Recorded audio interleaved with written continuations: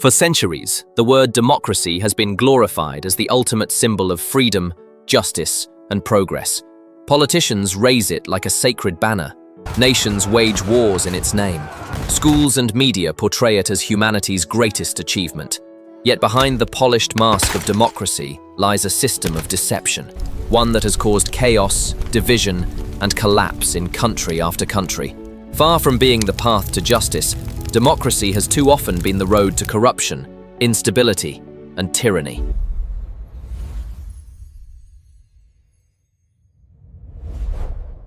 When people today hear the word democracy, they often imagine freedom, fairness, and equality. But if we peel back the layers of modern propaganda, we find a system with dark roots.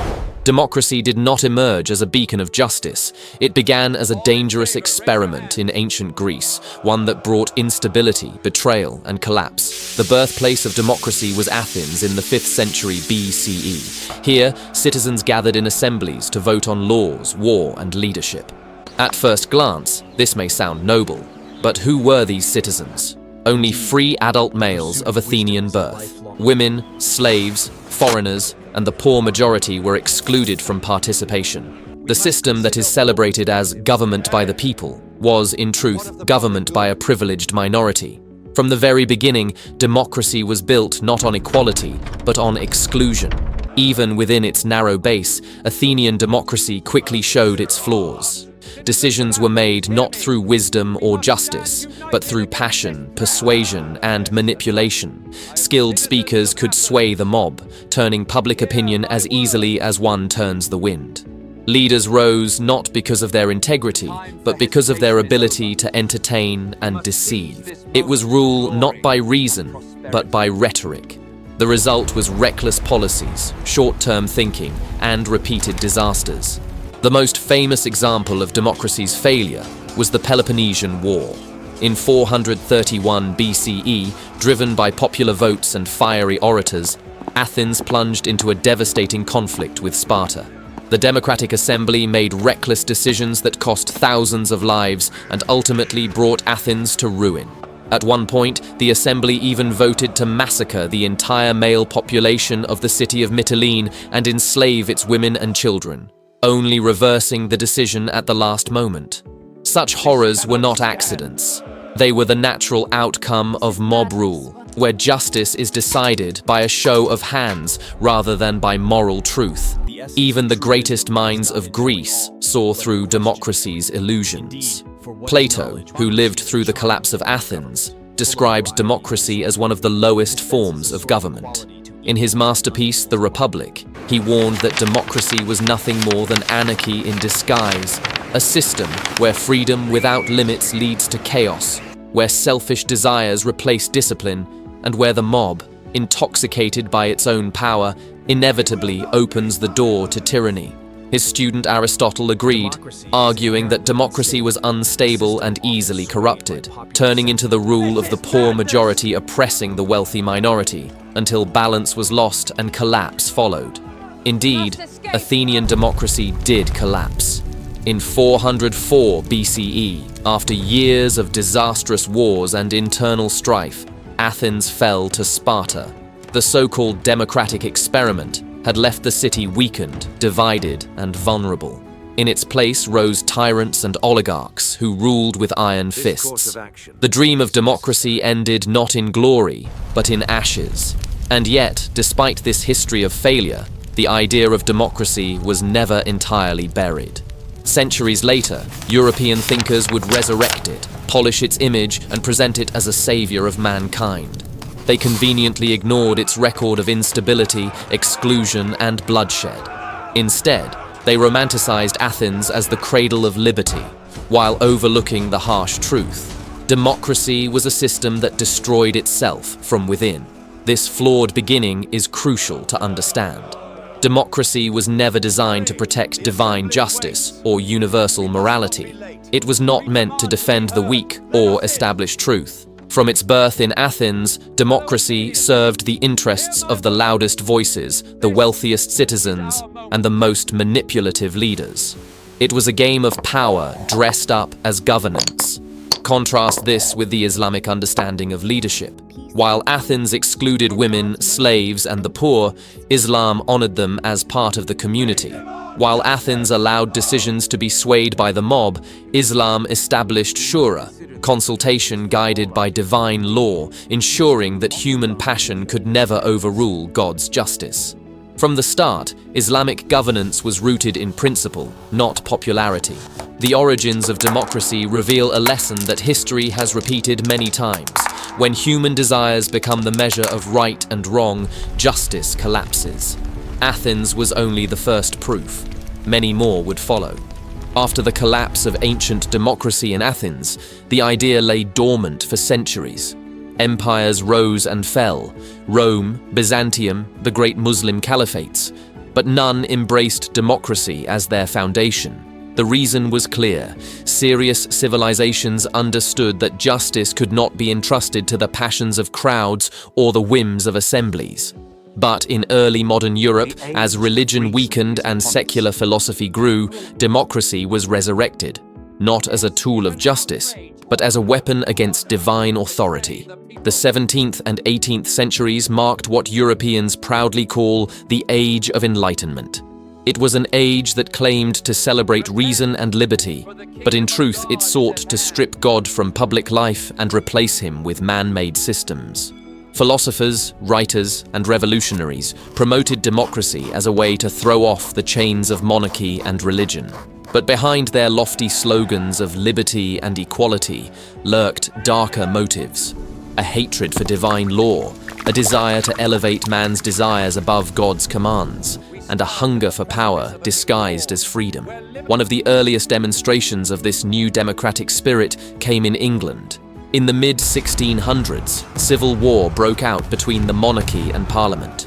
It was not a war for justice, but a struggle for which men would rule, kings or politicians. The so-called Glorious Revolution of 1688 ended with Parliament victorious and the monarchy reduced to a ceremonial role. English thinkers like John Locke began to argue that legitimate government must rest on the consent of the governed, not on divine authority.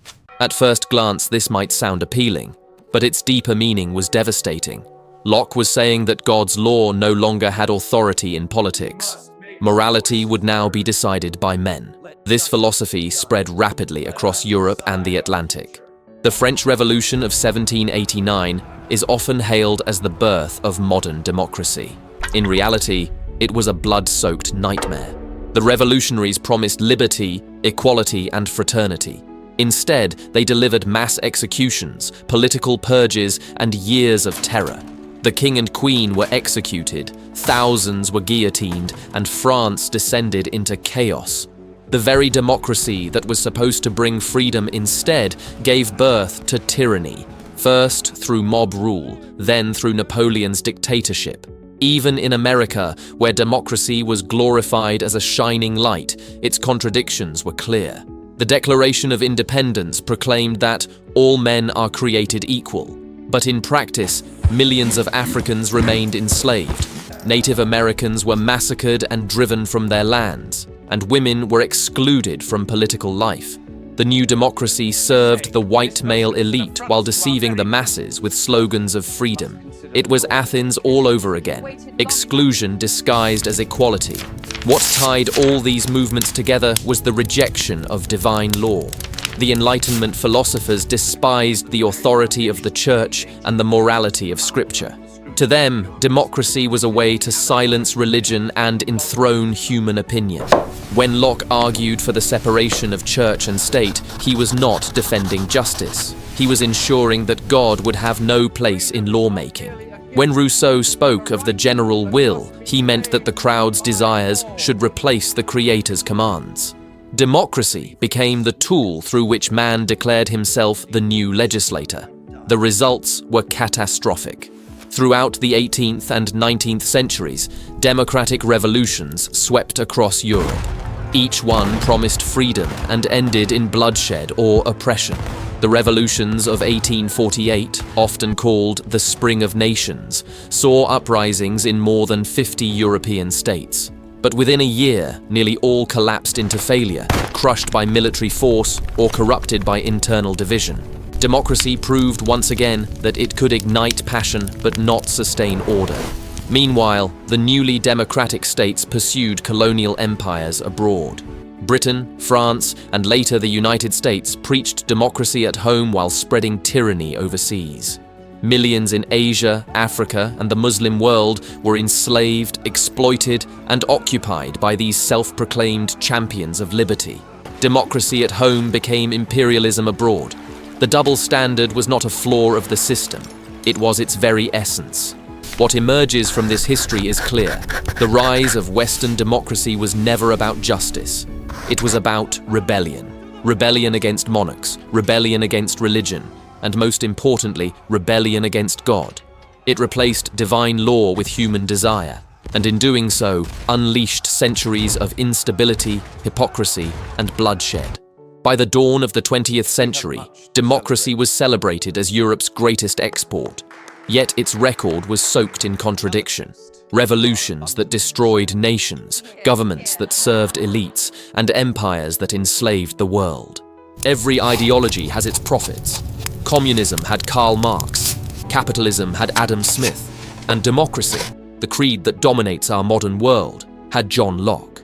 Hailed in Western textbooks as the father of liberal democracy, Locke is often celebrated as a defender of freedom, tolerance, and natural rights. But behind the polished image lies a darker truth. Locke was not a champion of justice, but an architect of deception, a man who dressed rebellion against God in the language of liberty. Born in 1632 in England, Locke lived through a time of political turmoil. The English Civil War had weakened the monarchy, and Parliament sought to expand its power. The question of who should rule, king, parliament, or people, dominated the nation. Locke's writings offered an answer that would change the world. He argued that government should be built not on divine law, not on revelation, but on human consent. At first, this sounds empowering, but what Locke was really doing was removing God from politics, severing the bond between law and divine command. In his two treatises of government, Locke declared that men possess natural rights, life, liberty, and property, that no king or priest could violate. On the surface, this sounds noble, yet when examined more deeply, we see Locke's philosophy was a dangerous illusion. For who defines these rights? Locke offered no divine foundation, only human opinion. By removing religion as the source of morality, Locke handed the power of legislation entirely to man, opening the door to endless reinterpretation and manipulation. Today's governments can strip rights as easily as they grant them, precisely because Locke's system has no anchor in God's law. Even Locke's supposed tolerance was selective. In his letter concerning toleration, he argued that governments should allow freedom of worship, except when it came to those he distrusted. He specifically excluded Catholics, whom he viewed as politically dangerous, and atheists, whom he considered untrustworthy. In other words, Locke's tolerance was not a universal principle but a tool. He tolerated what strengthened the state and rejected what threatened his vision of control. This hypocrisy reveals the truth. Locke was less concerned with genuine freedom than with shaping society according to his own human-centered blueprint. Locke's hostility toward religion runs even deeper. While he occasionally used religious language to appeal to his audience, his philosophy consistently undermined divine authority. By placing sovereignty in the hands of man, Locke reduced religion to a private affair with no role in shaping public life. Faith, for Locke, belonged in the church or the home, not in the halls of government. This was not tolerance. It was marginalization. Religion was pushed to the sidelines, stripped of its authority, and forced to kneel before human opinion. In Locke's world, scripture could advise, but never rule. The consequences of Locke's ideas were catastrophic. By severing law from revelation, he laid the foundation for secularism, the notion that human reason alone can govern society. His theories inspired revolutions in England, America, and France. Each movement claimed to liberate the people, but in reality, they liberated man from God's law, plunging nations into cycles of instability. America embraced Locke's language of life, liberty, and property, yet built its democracy on slavery, genocide, and exclusion.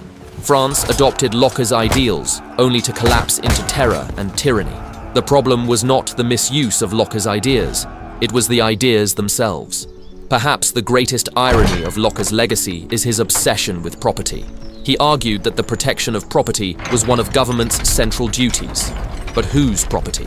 Locke invested heavily in the slave trade through the Royal African Company. The man praised as the prophet of liberty profited from the chains of African men, women, and children.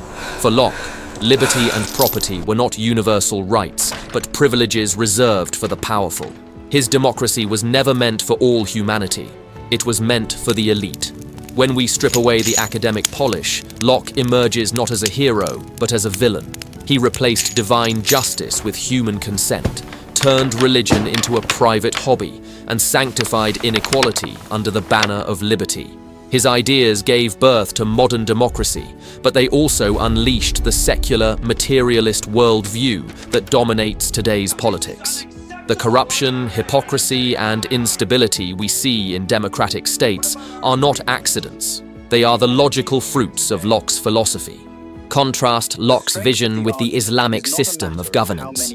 Where Locke placed man at the center, Islam places God at the center. Where Locke made property sacred above all else, Islam balanced wealth with justice, ensuring the rights of the poor and needy.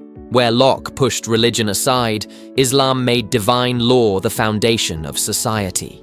The result was not instability, but justice, not hypocrisy, but balance, not oppression, but accountability.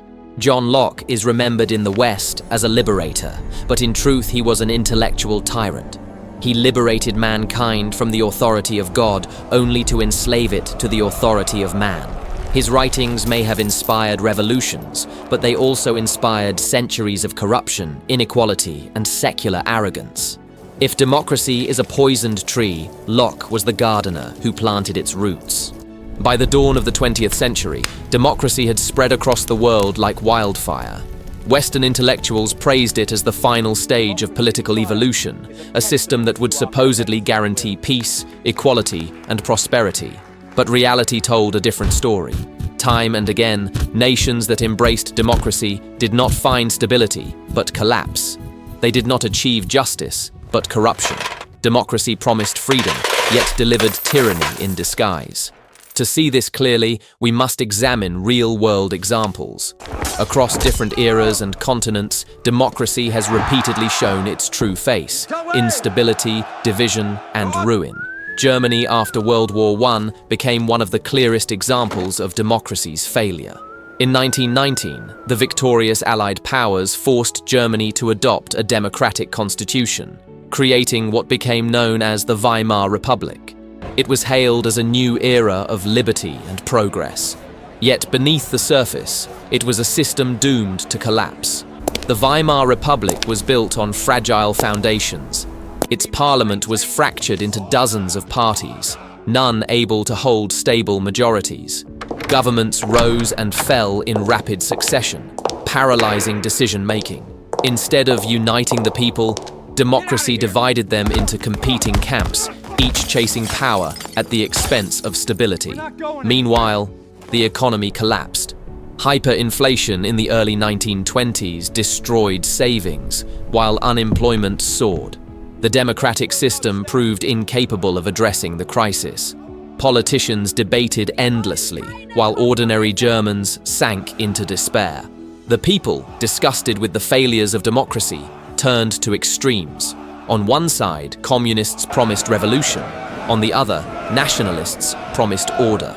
Into this chaos stepped Adolf Hitler. His rise was not in spite of democracy, but because of it. He used elections, speeches, and propaganda to gain power legally. In 1933, the democratic system handed him the chancellorship. Within months, he abolished democracy altogether and established a dictatorship. The lesson is clear. Democracy did not stop tyranny. It paved the way for it. By reducing leadership to a popularity contest, democracy allowed demagogues to exploit anger, fear, and passion. The Weimar Republic proved Plato's warning correct. Democracy is merely a stage on the road to tyranny. If the Weimar Republic shows democracy's weakness, modern America reveals its hypocrisy. The United States proclaims itself the leader of the free world, exporting democracy across the globe. Yet at home, its democratic system has become a tool for corporations, lobbies, and elites rather than the people. Elections in America are dominated by money. Politicians spend billions on campaigns, funded by wealthy donors and interest groups. Whoever pays the most gains the most influence. Ordinary citizens may cast votes, but their voices are drowned out by the power of corporations and banks. Democracy, in practice, becomes oligarchy, the rule of the rich. The results are visible everywhere. Laws are written not to protect the weak, but to safeguard the profits of the powerful. Healthcare remains unaffordable for millions. Education is chained by debt, and wars are launched abroad under the banner of freedom while serving the interests of weapons manufacturers and oil companies. America exports democracy while denying justice. The irony is painful. A nation that boasts of freedom has one of the highest incarceration rates in the world, with prisons filled disproportionately by minorities. A country that preaches equality is torn by racial injustice, social division, and political polarization. Its democracy has not united its people. It has split them into hostile camps locked in endless culture wars. In reality, American democracy is not government by the people. It is government by the lobbyist, the corporation, and the wealthy elite. The system was designed not to bring justice, but to maintain control. Perhaps nowhere has democracy been more destructive than in the Muslim world. After centuries of Islamic governance under the Caliphate, colonial powers dismantled these systems and imposed democracy on Muslim nations. The result was chaos. In Egypt, democratic experiments repeatedly collapsed into dictatorship. Elections became spectacles, easily manipulated by military elites. In Pakistan, democratic governments alternated with military coups, each one promising stability but delivering corruption. In Iraq, Western powers imposed democracy after the 2003 invasion, but it only fueled sectarian conflict, civil war, and bloodshed. Why did this happen? Because democracy in the Muslim world was never organic. It was a tool of colonial powers, designed to weaken Islamic governance and ensure dependency. By replacing divine law with man-made constitutions, colonizers severed Muslims from their heritage of justice. They forced systems where bribery, tribalism, and party politics thrived. Systems doomed to failure because they lacked the foundation of Sharia. The result has been endless instability. Muslim nations trapped in the cycle of elections, coups, and foreign interference, never achieving true independence or justice. Democracy, far from liberating Muslims, has chained them to corruption and division. One of democracy's most celebrated principles is majority rule. But in practice, this principle has been one of its greatest weaknesses. When truth is decided by numbers, morality collapses. A majority can vote to oppress a minority. A majority can vote to legalize corruption. A majority can even vote to wage unjust wars. History is full of such examples. In Athens, the Democratic Assembly voted to execute Socrates simply because he challenged popular opinion. In America, majorities once voted to uphold slavery and segregation. In modern democracies, majorities frequently elect leaders who oppress minorities, launch invasions, and strip away rights. Majority rule does not guarantee justice. It guarantees only that the most popular voice will prevail, even if that voice is unjust. This is why Islamic governance never placed morality in the hands of the majority. Sharia is not swayed by public opinion or temporary passions. Justice is anchored in divine law, unchanging and eternal. A society guided by Sharia cannot vote to oppress the weak or legalize immorality, because the boundaries of right and wrong are not decided by men, but revealed by God. Across the globe, democracy has become less a system of justice than a facade. Politicians speak of liberty and equality, but behind the curtain, power belongs to elites. In many countries, democracy is little more than a ritual. People cast ballots, governments change faces, but corruption remains. The system survives not because it delivers justice, but because it deceives the masses with the illusion of choice. This is why democracies so often collapse or slide into authoritarianism. The system is inherently unstable, a balancing act between mob rule and elite control. History proves that it cannot sustain justice. It can only sustain appearances. When Western philosophers struggled to invent new models of governance, Islam had already presented a divine framework of justice, consultation, and accountability. Unlike democracy, which relies on shifting human opinions, the Islamic system is anchored in revelation. It is a system built not on the desires of the majority, but on principles established by Allah, ensuring fairness and protection for every member of society. At its heart, Sharia is not merely a set of legal codes, but a comprehensive system designed to preserve human dignity and balance. Justice, ADL, is central. No ruler, no governor, no individual is above the law of Allah. Unlike democracy, where powerful elites manipulate legislation to serve their own interests, Sharia demands that leaders are held accountable before God and before the people. Consultation, shura, is another essential principle. Far from being autocracy, Islamic governance encourages leaders to seek counsel from knowledgeable and pious members of society. This ensures that decisions are not made for personal gain, but are rooted in collective wisdom under the guidance of revelation. Accountability is woven into every level of governance, where even the caliphs themselves could be questioned publicly if they deviated from justice. The Rashidun caliphs provide some of history's clearest examples of justice in action. Abu Bakr as-Siddiq, upon assuming leadership, declared, "Obey me, as long as I obey Allah and His Messenger. If I disobey, you owe me no obedience." This was not empty rhetoric, but a binding principle that ensured rulers never became tyrants. Umar ibn al-Khattab, the second caliph, is remembered for his sweeping reforms. He established welfare systems for the poor, set fixed salaries for soldiers, and created an early form of accountability by appointing inspectors to prevent governors from abusing their power. He walked the streets at night to ensure that no citizen went hungry. Unlike democracy, which often places wealth in the hands of the few, Umar's governance guaranteed that the weakest members of society received protection and care. One of the unique strengths of Islamic governance was its treatment of non-Muslims. Under Umar, Christians and Jews in conquered lands were protected through the dhimma system, which guaranteed their safety, property, and freedom of worship. This protection was not a temporary arrangement, but a binding covenant upheld for centuries. Later, under the Ottomans, this principle was refined into the millet system, where religious minorities managed their own communities, laws, and places of worship under the umbrella of the Islamic State. Far from being oppressed, many non-Muslims found greater security under Islamic rule than under European Christian monarchies. The Jews expelled from Spain in 1492 found refuge in the Ottoman Empire, a powerful testimony to the justice of Sharia. The Ottoman Empire, stretching across 3 continents, demonstrated how Sharia-based governance could hold diverse populations together for centuries. Sultans were bound by Islamic law, and their courts upheld justice without favor. Muslim judges, qadis, presided over disputes involving Muslims, while non-Muslims often preferred Ottoman courts over their own religious leaders because of their fairness. The empire's prosperity was not accidental.